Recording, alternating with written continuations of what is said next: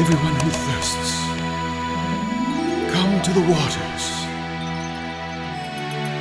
Come and eat.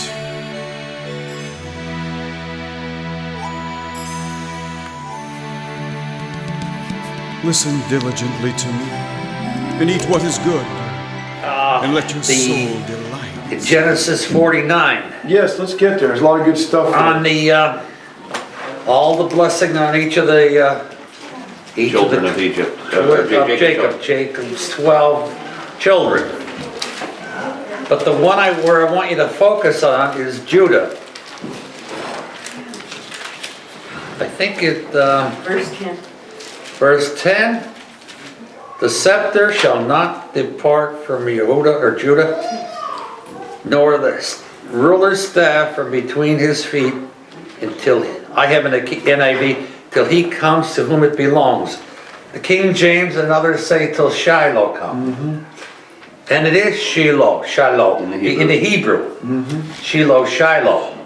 Well, my wife, she was a biblical scholar. She would do a lot of research. She did a research on it, and she found in Brown Driver's Briggs, which is like Strong's and Englishman's.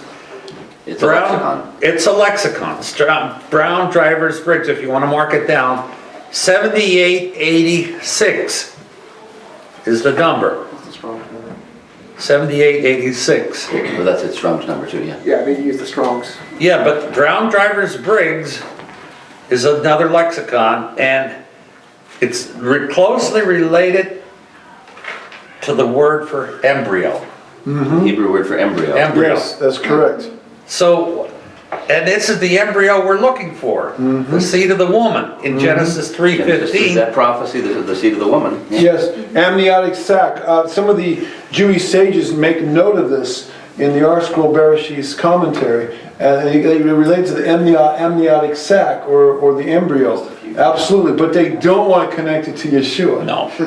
But it's there. That was the promise. We're looking for that woman who has That's right. a seed that embryo is already the fertilized seed, which means the The Holy Spirit and, yeah. It's also Shiloh. There's ways to break it down, but the Jewish sages also relate it to the word gift. It's a gift. Interesting. Gift. They make two different correlations there. Gift and embryo or amniotic sac. Well, they scream Yeshua because God so loved the world that He gave His What a only perfect begotten gift. Son. Yeah. He gave the Son, yeah. Yeah. I mean, the thought is there that until he comes to whom it rightfully belongs, and that's fine, which is the truth of it, Because the kingdom belongs to Him. The kingdom belongs to him, yeah. But it's all tied in together and it's all a beautiful picture. Yeah, I mean, right, that whole Judah prophecy. Well, I mean, I don't have time to get into it, but this is, the binding, verse 11, the binding his donkey to the vine, and his donkey's colt to the choice vine. He has washed his garments in wine, and his clothes in the blood of the grapes. If you dig that out, that's a picture of the cross, a picture of Yeshua coming in on a donkey, a picture of a grapevine, which is a picture of Israel becoming a tree that Yeshua was crucified on, and washing his garments in the wine, the blood of the grapes, is a picture of communion, and that's showing that his blood was not of human origination. He did not get his blood from his mother. He got it from his father. It was of divine origination. He could not have had tainted human blood in him and be the perfect, sin-tainted, I might say, blood in him and be the perfect sin sacrifice. I've written several pages on this. This is in my Torah commentaries and wherever else I have them. I don't remember. But there is a whole, right here, this is between the concept of Shiloh and the binding of the donkey. The donkey, look, that's another one. Last week we talked about the triumphal entry. And in Mark's account, it says he came in on a colt, or a foal. But in, I don't think it's Luke's account, it says, it mentions a horse and its colt. It says two. Well, I'm trying to picture Yeshua riding two horses at once. That's pretty hard. It's hard enough just to write one. What is going on here? Well, it's because, as I pointed out last week, this is a prophecy from the Tanakh, but I think it's from, was it Zechariah? I think so. Anyway, Yeshua the first time came in on a colt, or a donkey, or a foal, a young, older colt. That is a picture of the suffering servant. Yeshua came in peace to lay down his life. He didn't come to break a bruised reed or smoke or quench a smoking flax. He came as a sheep to the slaughter. And the prophets and the men of God who came in humbly often rode on white donkeys or colts, showing humility and to be servants of Elohim, as opposed to a stallion, which is a war steed and is a picture of power and might, military might and kingship. And of course we know from the book of Revelation, he's coming in Next time on that. On the war So horse. here we see the interplay between the David, the Messiah, the suffering servant, Messiah ben Yosef, and Messiah, the conquering king, Messiah ben David. And let me just, while we're on that, if we go to the promise in Genesis 49 that Yehovah made to, or that Jacob made to Joseph. And it says here in verse 24, it talks about the shepherd and the stone of Israel. Who is this shepherd and this stone of Israel? Well, when you talk about shepherd, and in my Bible it's in caps, now in Hebrew it wouldn't have been in caps, but obviously the translators or the writers of this is the New King James, they're thinking of Yeshua. And of course the stone, we think of the stone of salvation, the stone that became the chief cornerstone, the rock that was rejected became the head of the corner. All of these things that the New Testament gospel writers pick up on from the prophecies of the Tanakh, and then they relate it to Yeshua.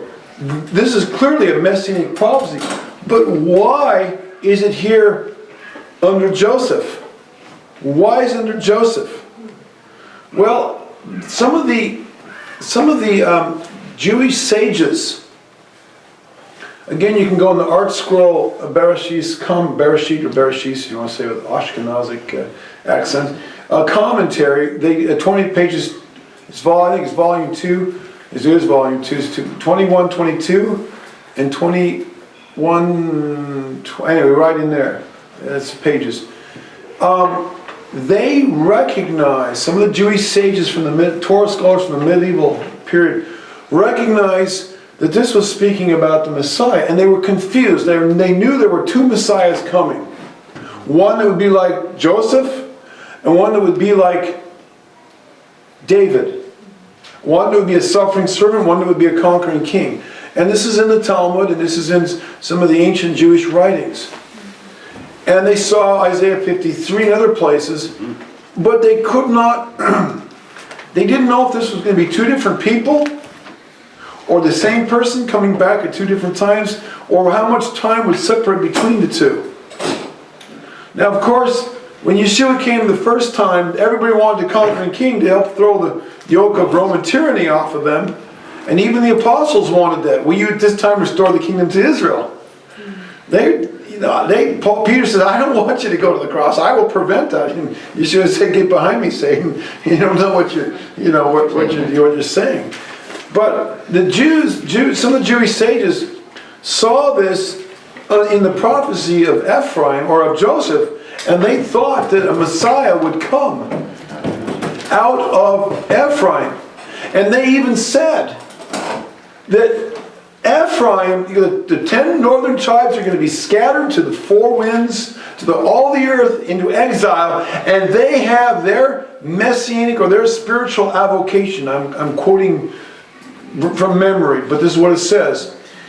And they too will have their Messiah, the Messiah Ben Yosef, who will, in other places, will come from Ephraim, who will reconcile and bring them back. That's what it says. Again, go read it. Art Scroll Bereshit, or Genesis Commentary, Volume 2, page 21, 22, and 21, I think it's 21, 21, and 21, 22.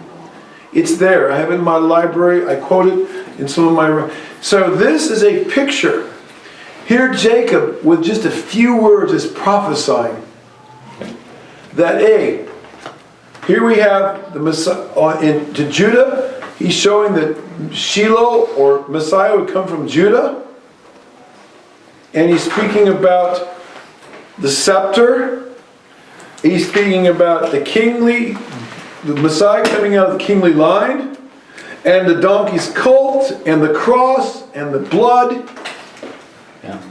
And then he puts it in this prophecy with Joseph, the shepherd, the stone of Israel. Yeshua gathering the lost sheep of the house of Israel. The stone, the rock of our salvation, the stone the builders rejected to become the head of the chief corner, or the chief cornerstone and the head of the corner. Ephesians 2:22 and other places. And he's not saying that this Messiah would come from Ephraim or from Joseph, but he's saying, he's putting it in there as if this is going to be the Messiah that's going to regather. I mean, it's implied, regather. If the Jews rejected him, not all the Jews, but many of them rejected him, so he's going to go regather the Israelites and then regather everybody together. It's all in this prophecy. A beautiful prophecy. Yeah. Ari's stepfather, Bernie, because we used to have Bible studies with him. And I said, well, Moshiach, how would you picture? And he went to Deuteronomy. He said, I will raise up a prophet like you, like Moshe. So they thought he was going to be like a deliverer, great deliverer prophet. Just like Moshe delivered his people. At least for their group, Bernie, his stepfather, expected a deliverer prophet. Not a suffering servant, but a deliverer. Yeah, and they all the more want that because the suffering servant would be too much like the Christian Jesus Christ and the one that died on the cross, and we just can't quite accept that. But it says in Zechariah, that they will look upon him whom they pierced. And I think at that moment in time is all going to come together for both those of the house of Yehudah and those of the house of Ephraim and his descendants.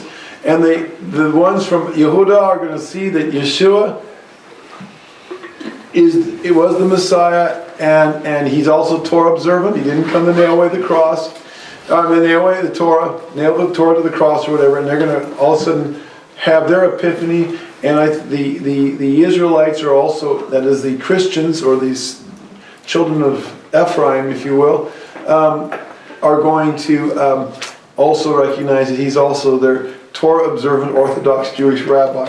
And he did not come to do away with the Torah. And it's going to come together, and I think when these brothers recognize that they are brothers, and that's why they have been persecuted. Look, this is the only group in the world that's being persecuted, is the Christians and the Jews, the people of the book, as the Quran says. Look, the New World Order crowd hates them. Yeah. The communists hate them. The Muslims hate them. The Christians and Jews.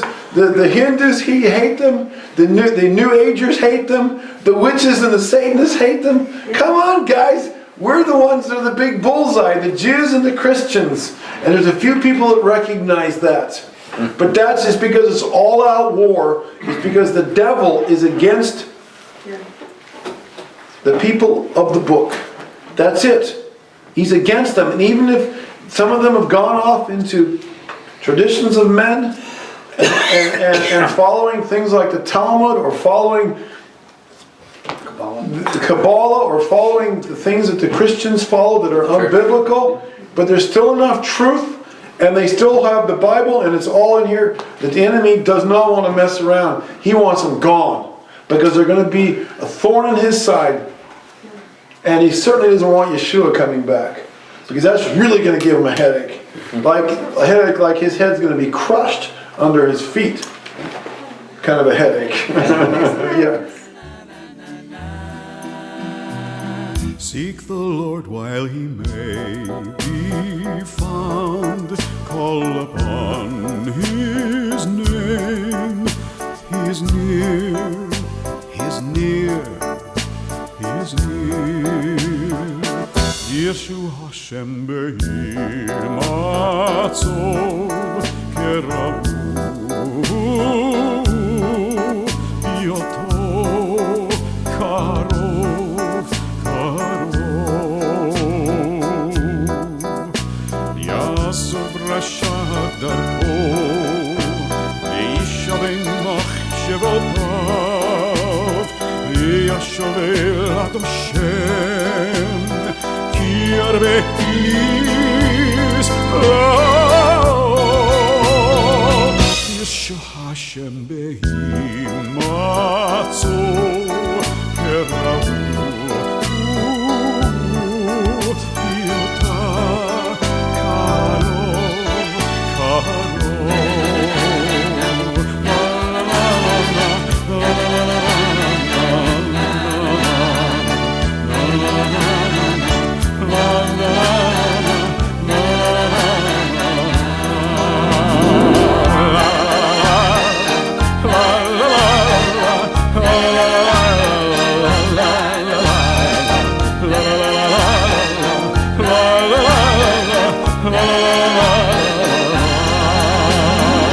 Seek the Lord while he may be found.